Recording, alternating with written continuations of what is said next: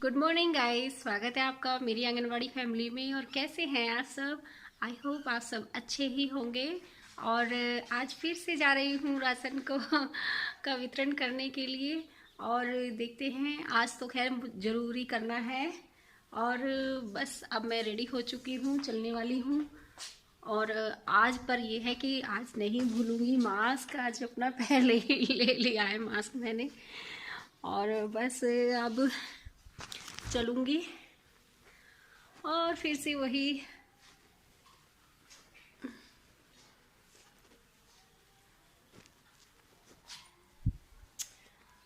लेकिन आज आपको रास्ते का नहीं दिखाऊंगी मैं, क्योंकि ऐसे रोज रोज नहीं है कि अगर कोई नई रास्ते में मिला और बस आज तो मैं स्कूल में ही जाके आपसे आगे बात करूंगी। और अब बस चलने वाली हूँ, निकल रही हूँ अब। तो चलिए चलते हैं स्कूल में मेरे, दिखाती हूँ आप। स्कूल में आ गए हैं और अब देखेंगे राशन का कैसे करेंगे। और आज हमारे जो हैं टीचर एक आदि आए हैं, क्योंकि आज चुनाव में ड्यूटी है ना उनकी, तो आज उनकी ट्रेनिंग है, इसलिए कम ही आ रहे हैं। और अब हम देखते हैं राशन। चलिए आपको राशन दिखाती हूँ कि हम जो है क्या क्या बांटते हैं। हम एक तो चावल बांटते हैं, है ना, और एक हम ये दलिया बांटते हैं हम। 1 किलो दलिया का पैकेट है ये। और एक ये चने की दाल का पैकेट है 1 किलो, ये चने की दाल बांटते हैं हम। और हम चावल बांटते हैं, चावल को देखने की ज़रूरत ही नहीं है और हम बांटते हैं ये रिफाइंड है, सोयाबीन तेल वो देते हैं 1 पैकेट ये वाला। और एक आधे किलो का दलिया भी है, जो हमारे 3 से 6 वाले बच्चे हैं ना, उनको 500 ग्राम का जो वो पैकेट है वो भी हम देते हैं। वो फ़िलहाल दूसरे किसी कट्टे में होगा। तो ये सब कुछ राशन हम देते हैं। चावल है, फ़िलहाल चावल आया हुआ है, चावल देंगे सबको 1-1 किलो। 3 से 6 वाले बच्चों को हम जो है 500 ग्राम चावल देते हैं। तो ये राशन है हमारा। अब देखेंगे हम किस तरह से करेंगे, देंगे राशन। कुछ जो स्कूल के पास के हैं, हमारे बिल्कुल यहीं पे ही रहते हैं जो, तो उनको हम यहीं स्कूल में बुला के दे देते हैं। देखो आने लग रहे हैं। और फिलहाल मास्क मैं लगा लेती हूँ। आ गई हैं राशन लेने के लिए और बस अब हम राशन देंगे इन्हें। तो अब मैं राशन बांट लूँ, उसके बाद आपसे बात करूँ। तो गाइज़ अभी मैं कर रही हूँ पीको। और क्योंकि ये भी मैं काम करती हूँ, आप सभी को पता ही है। और कहाँ इतने कपड़े आ ही जाते हैं, मतलब साड़ियाँ वगैरह, दुपट्टे वगैरह। अब वैसे इतने पीको नहीं होती, पहले बहुत ज़्यादा होती थी साड़ियों पे। अब क्या है कि एक ही साइड होती है, क्योंकि एक साइड बॉर्डर आ जाता है और दूसरी साइड पिको होती है और दुपट्टों पे भी ज़्यादातर हुई आती है। लेकिन ये है कि कुछ आ ही जाती है और मेरे पास ये पहले से ही मशीन है, मैं पहले से ही पिको करती हूँ। और ये भी बहुत काम आता है, ऐसी बात नहीं है। इसका पैसा भी ज़रूरी नहीं है कि ये बहुत थोड़े पैसों में है। मैं 5 रुपये लेती हूँ एक साड़ी के, और ये काम नहीं आते। छोटा काम है, ऐसी बात नहीं है। कोई भी काम छोटा या बड़ा नहीं होता। और बड़ी बड़ी सैलरी काम नहीं आती। ये थोड़े थोड़े जो पैसे आते हैं ये भी बहुत काम आ जाते हैं। और कई बार ऐसा हो जाता है कि घर में पैसे होते नहीं है बिल्कुल भी। और हमारी जो मानदेय है वो तो है ही, हमारा आंगनवाड़ियों का बहुत कम है, और उससे वो भी कई बार हमारा टाइम पे आता नहीं है। लेकिन ये है कि इससे बहुत काम चल जाता है। ये छोटे मोटे काम हम करते हैं तो बहुत आसानी हो जाती है और बहुत हेल्प होती है इनसे भी। तो मैं फ़िलहाल पीको कर रही हूँ। ये साड़ियाँ आई हुई हैं, जो वैसे गांव में, शहरों में तो खैर साड़ियाँ कम ही पहनते हैं, लेकिन गांव में जो है महिलाएं अभी भी साड़ियाँ पहनती है।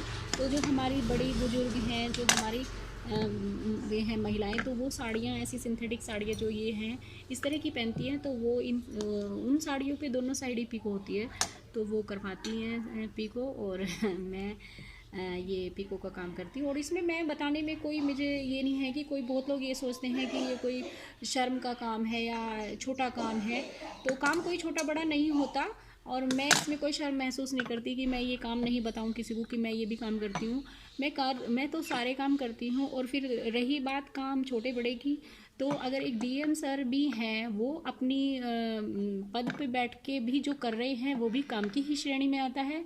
और जो हम हैं, हम जो ये कर रहे हैं ये भी काम की ही श्रेणी में आता है। तो हर कोई काम ही कर रहा है, और काम सभी काम अपने लिए ही कर रहे हैं, अपना काम चलाने के लिए कर रहे हैं। तो इसमें कोई छोटा बड़ा नहीं होता। और मैं इसमें कोई शर्म महसूस नहीं करती हूँ किसी को बताने में कि मैं ये काम करती हूँ। बहुत लोग कहते हैं मुझे भी कि मैं मतलब इतना छोटा काम करती हूँ, इतनी छोटी नौकरी करती हूँ, इतने कम पैसों वाली। तो ये है कि किसी के 50,000 और मेरे 5,000 बराबर हैं, क्योंकि उसके 50,000 उसके लिए मायने रखते हैं, उसकी हेल्प करते हैं, और मेरे 5,000 मेरे लिए मायने रखते हैं। वो मेरी हेल्प करते हैं बहुत ज़्यादा, वो मुझे पता है कि वो मेरे लिए कितने ज़रूरी हैं। तो मैं कोई काम छोटा बड़ा नहीं समझती हूँ।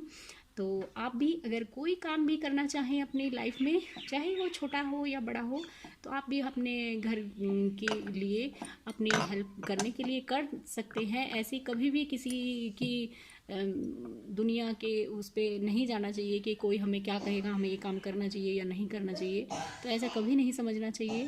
तो बस आप भी कहोगे कि लेक्चर देना शुरू कर देती है मैडम।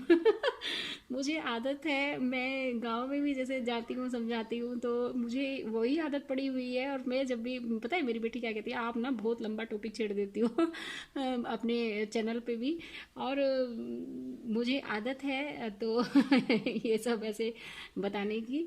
और बस अब मैं ये पीको कर लूँ। और अभी जो है ये है कि कई बार ऐसा हो जाता है कि आते ही करना पड़ता है, एकदम टाइम पे किसी को कपड़ा चाहिए होता है, और ये भी नहीं होता कि आराम कर लो। और अब शाम का खाने का टाइम भी होने लग रहा है, तो मुझे वो भी करना है। और अब मुझे थोड़ा सा ये है कि चश्मा भी लगाना पड़ जाता है, क्योंकि मुझे थोड़ा कम दिखने लगा, और नज़र कमज़ोर हो गई है एज के हिसाब से। और कुछ काम भी हमारे सारे ऐसे ही हैं, तो आंखें कमज़ोर तो होनी ही थी। और लाइफ में भी इतनी प्रॉब्लम आती रहती हैं कि कभी कभी आंखों से आंसू भी निकल आते हैं, तो उसमें भी आंखें कमज़ोर हो जाती है। और ऐसा कुछ नहीं है वैसे, अगर हो भी तो मैं नहीं बताऊंगी, क्योंकि मैं ये समझती हूँ कि चैनल पे मुझे देखने वाले हमेशा खुश रहें। कोई भी ऐसी बात मैं उनसे ना शेयर करूँ कि उनका दिल दुखे, वो थोड़ी दुखी हो जाए। और मैं हमेशा चाहती हूँ जो भी मुझे देखे वो हमेशा खुश होके देखे, और खुशी हो मुझे देखकर, हर किसी को खुशी का अनुभव हो। और बस अब, और हाँ एक चीज़ और कहूँगी कि मुझे इतने प्यारे प्यारे कमेंट्स करती हैं आप सब, मुझे बहुत अच्छा लगता है। तो आप सभी प्लीज़ मुझे कमेंट्स किया करें, और मेरा वीडियो भी लाइक किया करें। और आपको अगर पसंद आए तो प्लीज़ अपने फ्रेंड्स को भी शेयर किया करें, और मेरा चैनल भी सब्सक्राइब कर दिया करो अगर कोई चैनल पे नया है तो। और घंटी का बटन प्लीज़ दबा दिया करो, क्योंकि अगर आप घंटी का बटन दबाएंगे तो मेरी सारी नोटिफिकेशन आप तक आती रहेंगी। और पता है जल्दी जल्दी इसलिए बोलना पड़ता है यार, क्योंकि वीडियो ज़्यादा लंबी हो जाती है, और जब वीडियो लंबी हो जाती है तो देखने वाले बोर हो जाते हैं और स्किप कर करके देखते हैं, मतलब वीडियो को काट देते हैं। तो प्लीज़ आप, बस दोबारा नहीं कहूँगी। और अब मैं पीको करती हूँ, बाद में आपसे बात करूँगी। शाम का टाइम हो चुका है, और अब मैं बनाने जा रही हूँ कढ़ी। और आज इतनी सर्दी के मौसम में भी मुझे कढ़ी बनानी पड़ रही है, क्योंकि मेरे हस्बैंड को कढ़ी बहुत ज़्यादा पसंद है। और सर्दी हो या गर्मी, कढ़ी ज़्यादा दिन होने नहीं चाहिए, मतलब बनी हुई को। तो आज उन्होंने ज़रूरी कह रहे आज ही कढ़ी ज़रूर बनाना, तो आज मैं कढ़ी बना रही हूँ। और सुबह को मैं इसलिए नहीं बनाती क्योंकि सुबह के टाइम वो जल्दी जाते हैं, और उस टाइम तक सुबह सुबह फिर बनती भी नहीं है इतनी जल्दी।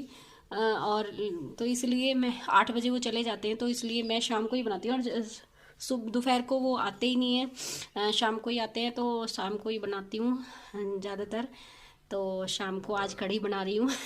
आप लोग कहोगे तो इतनी सर्दी में कढ़ी खिलाओगी, पर क्या करेंगे जब कढ़ी पसंद ही इतनी है उन्हें, और मेरी बेटी को भी कढ़ी बहुत ज़्यादा पसंद है, मुझे भी पसंद है, लेकिन सर्दी में थोड़ा सा मैं झिझकती हूँ बनाते हुए, लेकिन आज मुझे बनानी पड़ रही है। तो गाइस मैंने जो है मट्ठा ले लिया है, अपनी जो दही जमाती हूँ मैं वो ही मैंने अपना लिया है, दही का बनाया है पानी डाल के, और आलू काट रखे हैं और थोड़ा प्याज काट रखा है। प्याज में ही मैंने लहसुन की जो कलियां है वो काट रखी है, क्योंकि लहसुन मेरे बच्चे जो है पीस के नहीं खाते हैं, कटा हुआ ही मैं डालती हूँ हमेशा सब्जियों में। और ये मैंने थोड़ी सी लाल मिर्च काट के डाल रखी है, और ये बेसन है मेरा। और अब मैं सबसे पहले मिलाऊंगी मट्ठा में थोड़ा सा हींग डालूंगी। हींग जो है मैं हमेशा बेसन के साथ ही घोलती हूँ, और अब मैं इसमें बेसन डाल रही हूँ। बेसन को घोल लूँगी, और इधर मैं दूसरी साइड चला देती हूँ गैस, क्योंकि तब तक मेरी कढ़ाई जो है वो गरम हो जाएगी जब तक मैं बेसन घोलूँगी। और इस तरीके से बेसन को घोल लूँगी। नमक नहीं डालूँगी, बहुत से क्या करते हैं कि नमक डाल देते हैं पहले ही, नमक नहीं डालती हूँ मैं पहले। हमेशा नमक जो है जब कढ़ी हमारा खद्दा लग जाए ना, उबाल आ जाए, तो तब हमेशा कढ़ी में नमक डालना चाहिए, और मैं बाद में ही जब ही डालती हूँ नमक। आप भी डाल के देखना, अच्छा लगता है इस तरह से, बाद में ही डालना चाहिए वैसे, नमक पहले नहीं डालना चाहिए। तो हींग हमेशा बेसन के साथ ही घोलना चाहिए, हमेशा कढ़ी में हींग जो है, बहुत से क्या करते हैं कि गरम तेल में ही हींग छोड़ देते हैं और बस ऐसे ही बनाते हैं, हमेशा सब्जी में ऐसे ही डालते हैं। ऐसे नहीं डालना चाहिए, उसका जो असर है वो इतना रहता ही नहीं है, तेल में डाल के वो जल जाता है। हमेशा इसी तरह सब्जी में ऊपर से हींग डालना चाहिए, ताकि वो खद के उसके साथ बने। और बेसन मेरा घुल चुका है, और अब मैं डालूंगी कढ़ाई में अपनी ऑयल। आज दिखाऊंगी आपको मैं कढ़ी कैसे बनाती हूँ। बस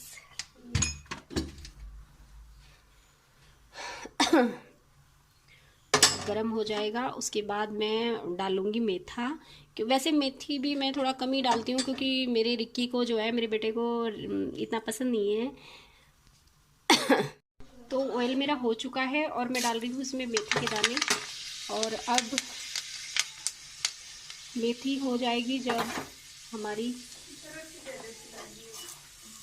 के बाद डालूंगी मिर्च, लाल मिर्च।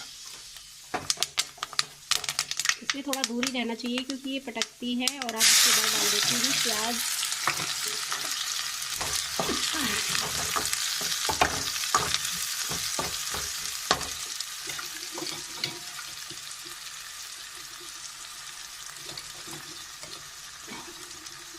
रोटी खा दी।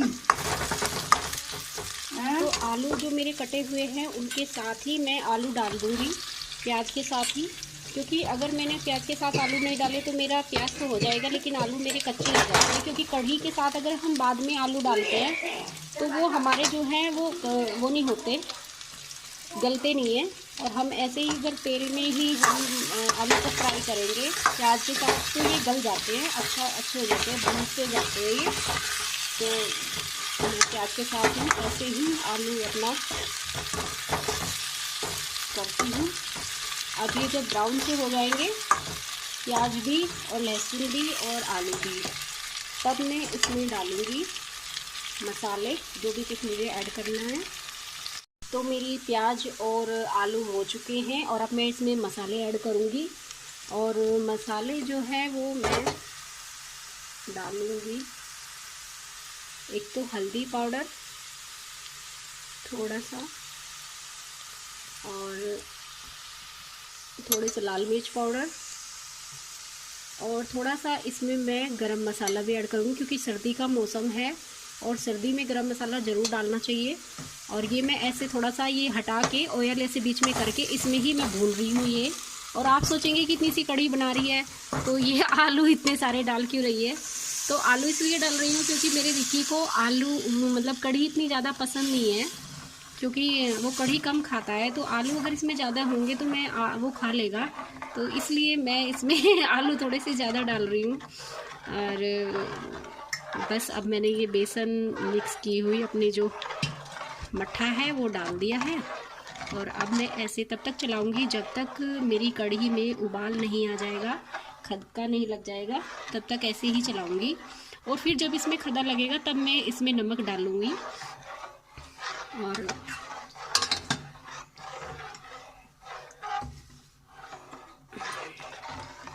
थोड़ा देर मैं इसे खदकाऊंगी और देखिए बिल्कुल सही बनी है। थोड़ा सा कलर फ़ोन में अजीब लग रहा है, लेकिन ऐसा कलर नहीं है मेरी कढ़ी का जैसा फ़ोन में दिखाई दे रहा है, और अच्छा कलर हो रहा है। और आपको भी अगर पसंद आए तो प्लीज़ ऐसे बनाइएगा। मैं हमेशा ऐसे ही कढ़ी बनाती हूँ। बस ये है कि अब इस पर जब तक ऊपर पपड़ी सी नहीं जम जाती, गांव में हम लोग ऐसे ही बोलते हैं कि अगर पपड़ी सी ऊपर जमने लगती है तो समझ लेना चाहिए कि हमारी कढ़ी खदक चुकी है। और ऐसे ही साग में भी हमारी माता जी ऐसे ही बोलती थी कि साग में ऊपर अगर जब पपड़ी जमने से शुरू हो जाए तो तब समझना चाहिए कि हमारा साग जो है बन चुका है। तो अभी मेरी कढ़ी जो है ये ऑयल सा ही ऐसे ही ऊपर आ रहा है, लेकिन अभी पूरी तरह से खदकी नहीं है मेरी कढ़ी। अभी मैं इसको और खदकाऊंगी। और तो गाइज़, आपको अगर मेरी आज की वीडियो अच्छी लगी हो तो प्लीज़ लाइक कीजिएगा, शेयर कीजिएगा, और मेरा चैनल अगर नए हैं तो प्लीज़ सब्सक्राइब कर दीजिएगा। और फिर अगली वीडियो में मिलते हैं कल। बाय।